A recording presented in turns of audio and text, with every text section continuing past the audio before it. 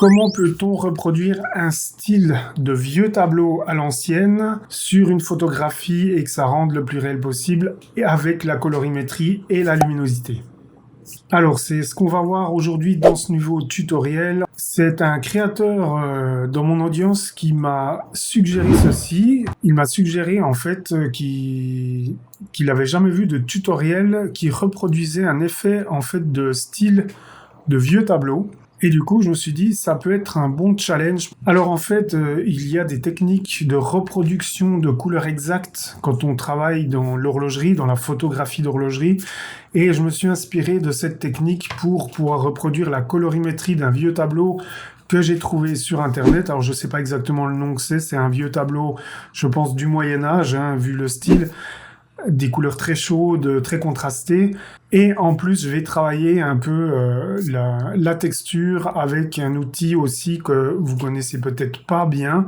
C'est l'outil de pinceau historique artistique qu'on va voir pour reproduire un style peinture. Ce tutoriel sera en plusieurs étapes. Du coup, on va commencer déjà par travailler la luminosité, très important dans la retouche de correspondre à la luminosité des deux, du tableau et de la photographie. Ensuite, on va travailler avec cette fameuse technique, la colorimétrie, pour ensuite, dans une autre étape, enfin dans un autre temps dans la vidéo, on va travailler sur le style peinture pour donner un peu un caractère et mettre une texture de craquelure comme si c'était un vrai tableau. Bon, j'arrête de parler, on passe dans Photoshop. Donc on va travailler sur cette photographie ici que j'ai pris en photo il y a 2 ans à côté d'Arbois dans le Jura en France. J'ai fait ça de nuit et du coup je trouvais que c'était plutôt sympa de reproduire quelque chose d'assez granuleux. Je l'avais pris avec mon Nikon D5 à 100 000 ISO je crois, donc c'est pour ça qu'il y a un peu de grain, mais c'est encore acceptable.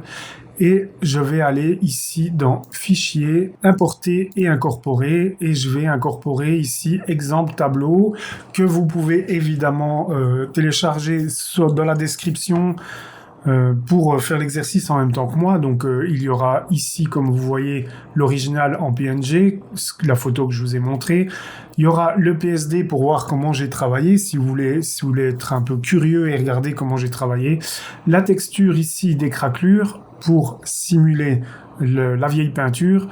Et là, je double-clique sur l'exemple. Une fois qu'il est arrivé ici, on voit qu'il est bien en objet dynamique, d'accord? Et là, je le laisse à côté pour... Justement, maintenant, on va créer une courbe pour travailler la luminosité de ma photographie ici, qu'elle soit à peu près pareille. Alors, pour travailler correctement la luminosité, dans cette technique-ci, il faut passer nos 2 calques ici en noir et blanc.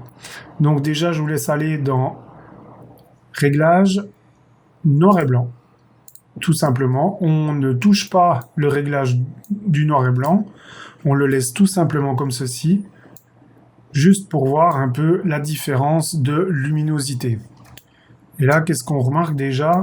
On remarque que ici c'est plutôt clair, on voit les zones foncées, mais on voit aussi un peu à l'intérieur. Et ici, il manque un peu de peps. On voit que les contrastes ne sont pas si importantes que notre tableau. Alors, pour ce faire, on va aller ici sur l'arrière-plan. On va enlever le petit loquet. On va faire Alt-clic, glisser. On double notre calque. Et là, on va le taper original.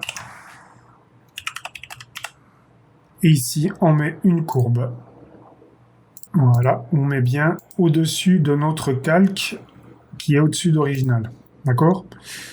Voilà, une fois qu'on a pris notre courbe, on peut prendre ici la petite main avec les doubles flèches. On va se mettre sur les tons moyens ici et on va augmenter un petit peu pour que qu'on retrouve un peu la même luminosité ici.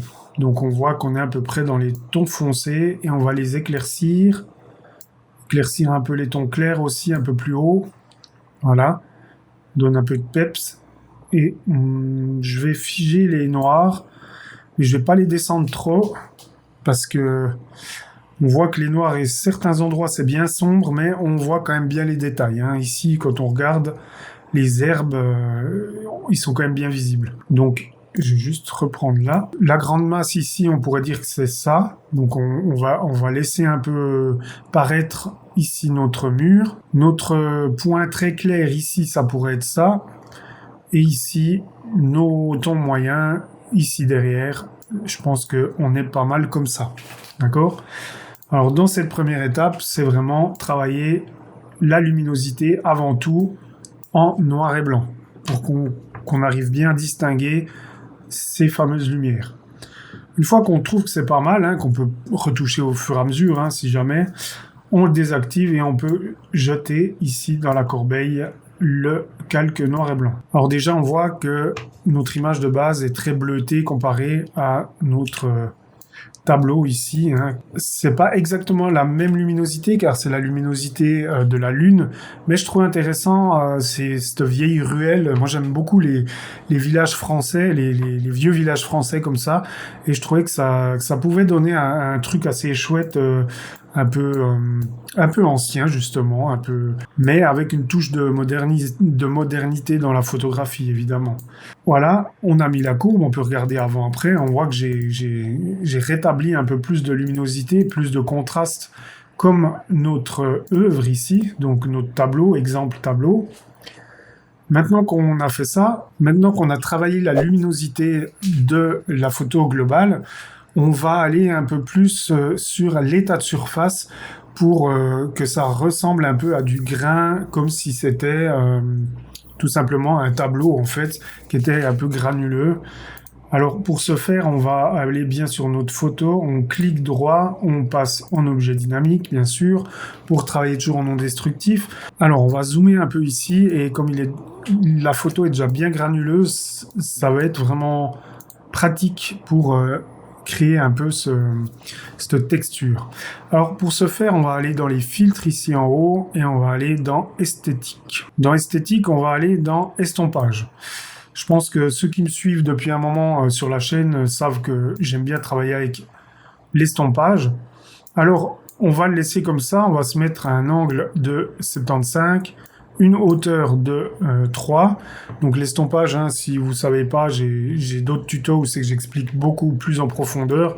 Donc là, c'est vraiment la hauteur, donc le décalage de l'effet qui va faire l'impression d'être en relief. Donc là, on va mettre en 3 pixels, 71%, donc 71% pour l'intensité. On met OK. Et là, on va bien sûr, comme il est grisé, on va passer en mode de luminosité crue, qui contraste assez fort notre effet. Avant, après, ok. On zoome et là on voit qu'on a l'impression qu'il y a un peu une texture granuleuse avec des effets de lumière dessus, comme si on avait notre photographie qui était bien sur un support, d'accord ? Et on va lisser un petit peu ce support que je trouve un peu trop net. Donc on va retourner dans les filtres, aller dans les esthétiques et on va faire une petite diffusion qui va nous lisser un peu toutes ces textures. Ok. Donc là, avant, après, on voit une toute petite différence.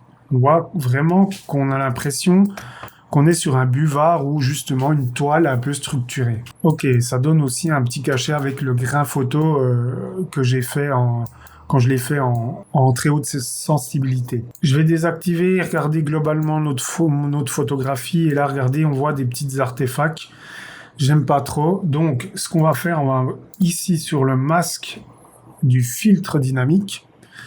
Et on va aller ici prendre un dégradé que vous pouvez créer du noir à l'opacité 0. Ça veut dire que ici, on a des pixels cachés et ici, on a du noir. On va se mettre en mode de dégradé linéaire. On va bien rester sur notre masque du filtre et on va cliquer glisser pour un peu cacher ce filtre, un peu cacher cet effet. Voilà. Alors là, c'est trop grossier, on est d'accord ? Donc je reste bien dessus, je clique sur le masque et quand on clique sur le masque, on arrive ici dans les propriétés du masque, d'accord ? Quand on clique ici sur le calque, on a les propriétés du calque et là on va descendre sur 23-25% de densité. Qu'est-ce que c'est ? Vous remarquez ici, notre masque est devenu grisé. Je remonte à 100%. À 100%, notre masque est à 100% de densité, ça veut dire qu'il est bien noir. Et plus je descends le pourcentage, plus il va griser jusqu'à 0%, être complètement blanc. D'accord? Donc on a l'effet de notre dégradé, mais beaucoup plus light. Vous voyez, avant, après, c'est pas mal comme ça. Voilà pour cette étape ici. Donc, première étape qu'on a fait, c'était travailler la luminosité pour avoir des bons contrastes qui ressemblent à ici notre tableau. Ensuite, on a travaillé une petite texture avec des filtres pour avoir justement cet effet un peu granuleux comme si on était sur un support. Et maintenant, dans cette étape, qu'est-ce qu'on va faire? Maintenant qu'on a travaillé le support, la surface, je veux dire, et qu'on a travaillé la luminosité, on va travailler la colorimétrie le plus intéressant. On va reprendre notre petit exemple tableau. Et là, comment est-ce qu'on va reproduire cette colorimétrie sur notre image? C'est très simple, on va prendre ici une courbe. Et là, dans cette courbe, vous voyez ici, il y a 3 pipettes toutes simples. Et on va pouvoir repiquer chaque densité de couleurs pour les réincruster directement dans l'image. Il y a une pipette noire, une pipette blanche et une pipette grise. Ça veut dire qu'on va repiquer ici les tons foncés, ici les tons clairs, et ici, évidemment, les tons moyens. Donc on va commencer par faire les tons clairs. On double-clique tout simplement sur cette pipette. Ça ouvre le sélecteur de couleurs et comme le sélecteur de couleurs a aussi une pipette, vous voyez, on va tout simplement reproduire ici les tons très clairs de l'image. Donc moi je vais rester dans les orangés, on va pas les piquer dans le bleu. On va rester ici sur les tons très clairs. Regardez, on va peut-être voir ailleurs ici, s'il y a plus haut, peut-être là. Non, ici c'était pas mal. Il faut vraiment être assez précis. Vous voyez là, on a un orange assez élevé, donc assez saturé. Et moi je vais rester comme ça et je mets OK. Attention, c'est important ici, une fois qu'on a mis OK sur le sélecteur de couleurs, il va nous demander, Photoshop, si on veut que cette couleur soit la couleur cible de notre calque de réglage. Ce qu'il faut savoir, c'est que ici, le noir, le blanc et le gris moyen, à la base, ces pipettes-ci sont faites pour pointer exactement la couleur de référence du calque. Ça veut dire que si maintenant je prends une autre couleur qu'un blanc, qu'un gris 50% ou un noir, comme référence, comme il le demande là, comme cible, tous mes réglages de la courbe vont être complètement faussés. Parce que ce sera plus un blanc neutre, un noir ou un gris neutre. D'accord? Alors ici, il ne faut pas que ce soit la cible qu'on ait pris dans notre image. On met non, très important. Par contre, on a quand même emmagasiné la fameuse couleur orange. D'ailleurs, si on regarde la pipette, on voit qu'elle est remplie. Ça veut dire qu'on a aspiré la couleur qu'on a vue avant, donc cet orange assez saturé. On l'a gardée, puis maintenant, on va aller la reproduire sur notre photographie. D'accord? Alors, comme c'est un ton clair, donc les blancs, on va se mettre où c'est le plus blanc dans la photographie. On pourra aller là, on pourra aller là, mais moi je pense qu'ici c'est le mieux. On clique, voilà. Qu'est-ce qui s'est passé? On a rajouté dans les tons clairs de notre photographie, les tons clairs qu'on a repiqués sur notre tableau. On voit la pipette, elle est remplie, ça veut dire qu'elle est remplie de ce fameux jaune ici, cet orange qu'on a pris avant. Donc si on double-clique encore une fois sur la pipette, on retrouve notre orange ici. D'accord? Alors, qu'est-ce qu'on va faire maintenant? On va tout simplement prendre la pipette noire, double-clic, et là, on va aller dans les zones foncées de notre tableau, qui est ici. Là, je clique, et là, on voit que je suis bien dans les noirs, un peu orangés, parce que c'est vraiment le style de notre tableau. Et là, on met OK. Très important, comme je vous ai dit avant, il ne faut pas que ça devienne la cible du noir, parce que si je mets oui, maintenant mon noir, ce sera plus du noir 100%. Du coup, quand je vais faire mes réglages, tout sera faussé. Donc, on met non.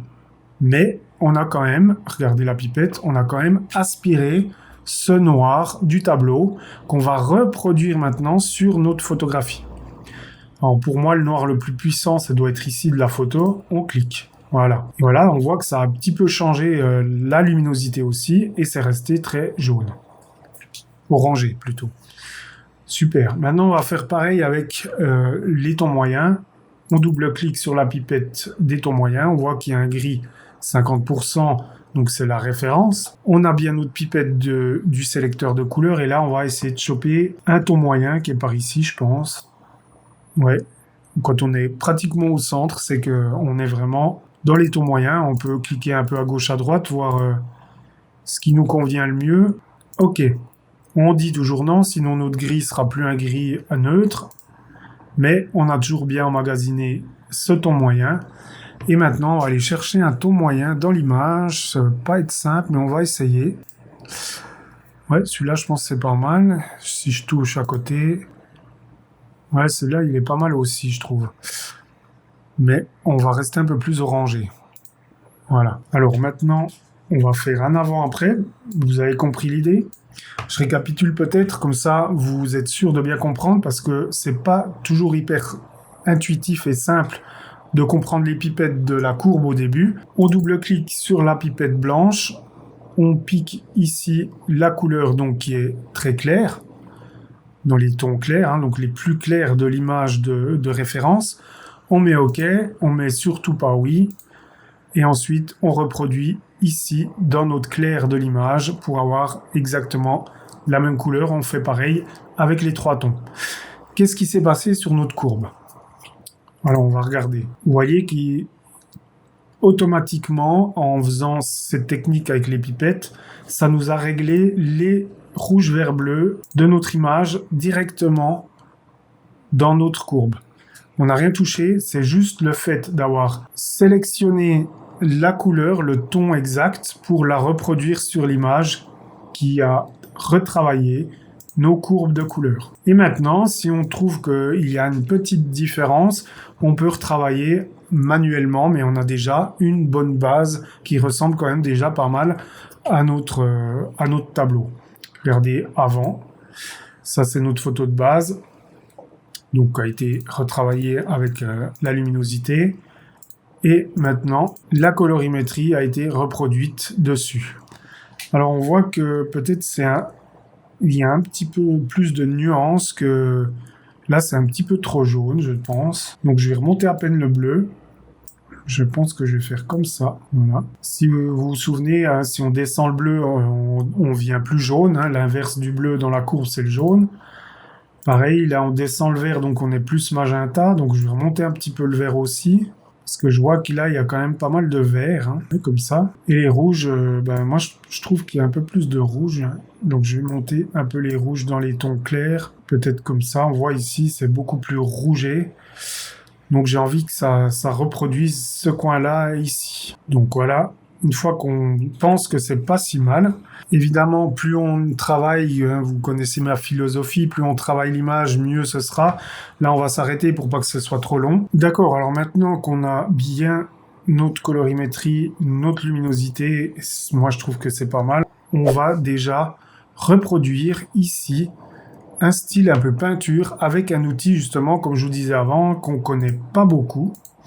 C'est l'outil ici, le pinceau historique artistique. Alors, pour travailler, on va se mettre au-dessus ici, créer ici un nouveau calque vide, et on va prendre, je vous laisse prendre par contre, cette pointe ici, donc je vous montre en grand, voilà. Normalement, elle est d'office dans Photoshop, c'est ici en haut. Dans les paramètres de pinceau, vous pouvez prendre cette pointe ici. Normalement, elle est d'office dans Photoshop. Donc, qu'est-ce que fait cet outil en fait ? Regardez, je vous montre en grand parce qu'on ne va pas le mettre aussi grand. Si je peins, il va reproduire l'image qui est tout en dessous, donc notre original, et il va la repeindre par-dessus avec ce pinceau structuré. Tout simplement. Et ensuite, ce calque ici, on va le passer en mode couleur pour transparaître. Alors, pour que ça rentre vraiment bien, on va zoomer. On va prendre notre outil ici, on va clic droit, on va se mettre très faible, genre 14. Ouais, même peut-être moins encore, on va mettre à 8. Et regardez, si maintenant je dessine là, vous voyez comme ça rend un peu style peinture. Vous montrez ici en haut le menu de cet outil. Là, l'opacité, on va rester dans 80 par là autour. Et ici, le style, étroit court, étroit moyen, c'est vraiment comment le pinceau va réagir. Regardez, si je mets étroit court, il va réagir très fin. Si maintenant je prends large long, regardez comme ça nous fait des espèces de filaments géants. Regardez, au fur et à mesure qu'on passe, il va détecter les lignes et il va tout simplement dessiner autour. Voilà. Donc comme je vous disais, il reproduit ce qui est en dessous, mais sur un calque vide. Ok ? Donc là, on va remettre en arrière.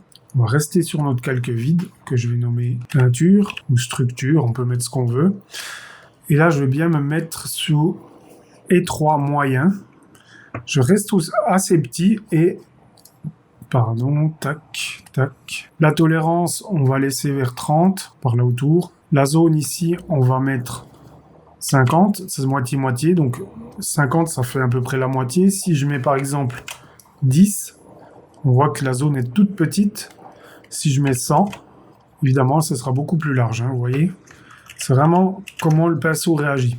Donc on va se mettre à 50 pixels et on va y aller, on peint. Voilà, tout simplement, comme ça. Vous verrez, ça dépend tout comment il va réagir, ça dépend tout comment vous le réglez. Ça vient avec l'habitude. Et là, on va vraiment passer partout sur notre photographie. Donc là, je vais aller en accéléré et de temps à autre, on change un peu la grandeur. Voilà, par exemple. Vous voyez comme ça devient un peu esquisse. C'est beau, hein? C'est plus original que de passer dans le filtre estompage, peinture à l'huile, c'est ce que tout le monde fait, c'est très linéaire, c'est pas joli. Là, on a vraiment l'impression que c'est peint. Alors, je vais mettre très faible et je vais aller en accéléré.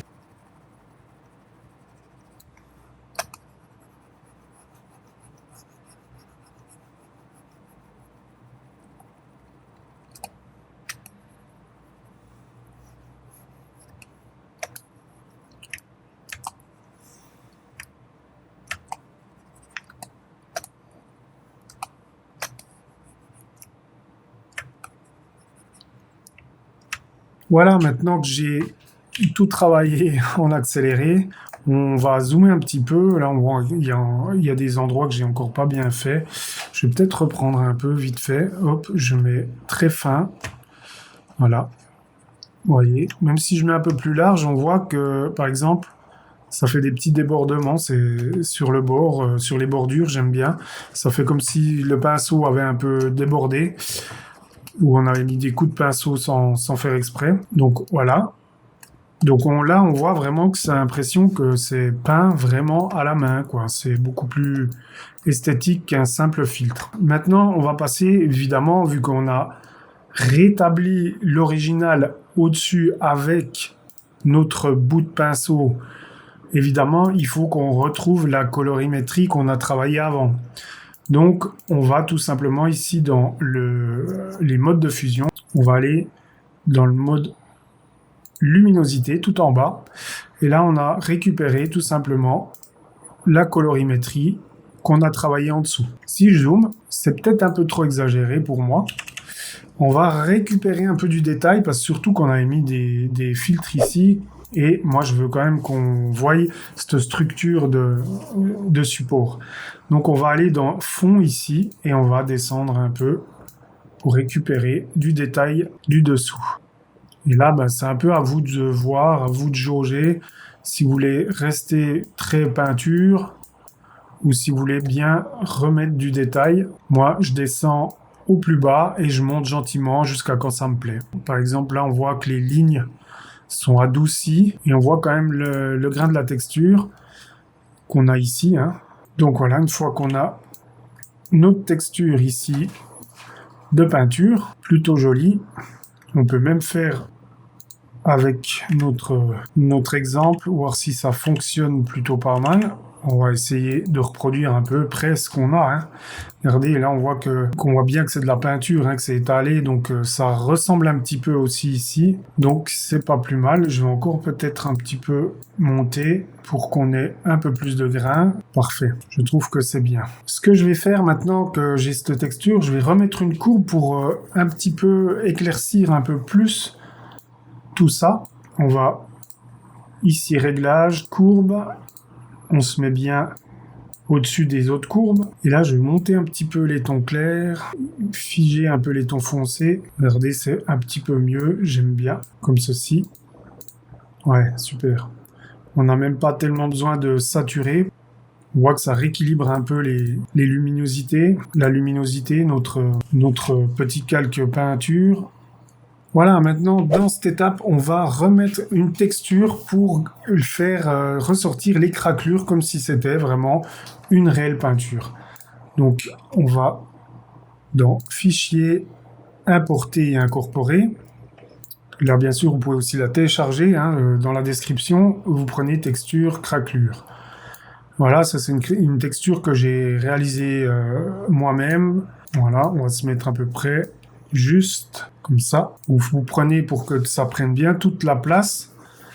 Et ici, ce qu'on va faire, on va tout simplement faire CTRL-I pour inverser les couleurs pour que nos craquelures restent bien claires, qu'on puisse bien les distinguer. Une fois qu'on a fait ça, on va passer en mode de fusion couleur plus claire. Tout simplement, on voit que c'est pas terrible. Donc on va ici dans le fond, on va descendre un peu. On va se mettre à 40, 50. Et là, on va faire Alt sur le clavier et on va en même temps presser sur notre masque. Ça a inversé directement notre masque en noir. Et là, on va prendre un pinceau qu'on va se mettre à 30%. Donc on tape 3 sur le clavier, ça nous met 30%. Et on va révéler en blanc, bien sûr, sur notre masque noir. On va révéler ces craquelures, plus ou moins à certains endroits. On va se mettre à 10 pour être dans le sombre, parce qu'on va les voir beaucoup plus rapidement. Je veux pas trop qu'on les voie non plus. Hein. On va se mettre... Il faut jouer entre 10 et 30 d'opacité. Par exemple, voilà. On va zoomer un peu pour voir ce que ça donne. Quand il y a trop, on passe en noir. Avant, après. On va même descendre un petit peu encore, je pense. Ouais. C'est vraiment du peaufinage maintenant. Hein. Donc si on reprend notre tableau d'exemple, vous voyez tous ces petits raies blancs là, ben, c'est ça que j'ai simulé un petit peu avec des craquelures, comme si la peinture se décomposait un peu. Alors je trouve encore un peu fort notre effet de peinture, donc je vais encore un petit peu révéler le dessous, voilà. Et on peut retoucher un petit peu la colorimétrie à mon sens, parce que comme on a rajouté des effets par-dessus, évidemment, la colorimétrie a un petit peu changé, donc je vais dans celui-ci, donc normalement je renomme tout, donc là je vais mettre colorimétrie, là lumière, et là je vais mettre contraste. Voilà, important que vous notiez bien tous vos calques. Donc là je vais revenir sur notre colorimétrie, et là je vais peut-être remonter à peine de bleu, voilà, descendre un peu le rouge, pas que ça fasse trop violet. Et là, je vais regarder à côté mon exemple. Je trouve que c'est pas mal. Hein. Si on regarde là, on distingue le vert, comme ici. On a bien l'orangé un peu rougeâtre, comme ici. On a les zones foncées, comme là. Les zones foncées, ils mériteraient un petit peu de vert aussi. Donc, on peut toujours faire ça. Donc là, on est vraiment dans la dernière partie de la retouche, où c'est qu'on va vraiment peaufiner. Ce qui est important dans la retouche quand même. Et là, je pense que dans les sombres, j'ai encore monté un petit peu. Ouais, c'est pas trop quand même. Voilà. Il faut y aller parcimonie, comme je dis toujours. Voilà. Là, on est pas mal. Déjà, j'ai envie de vous montrer avant-après. Donc, on va créer ici un groupe sur le tout. Clic Shift sur tous les calques. On fait CTRL-G. On met touche avant, donc là on va mettre ceci avant et après. Donc ça ressemble quand même déjà plus à ça. Je vais me mettre ici en bas. On voit que les zones ici sont un peu verdâtres, donc j'ai un peu de vert. Ici, comme je vous ai dit avant, c'est rougeâtre, un peu orangé. Les arbres, pardon, ils sont un peu orangés aussi. Le bleu ici est un peu plus foncé que là, mais ça, c'est pas grave. Donc voilà, on a récupéré la colorimétrie, la luminosité et un peu de texture et d'effet de peinture qu'on a créé avec ces fameux outils.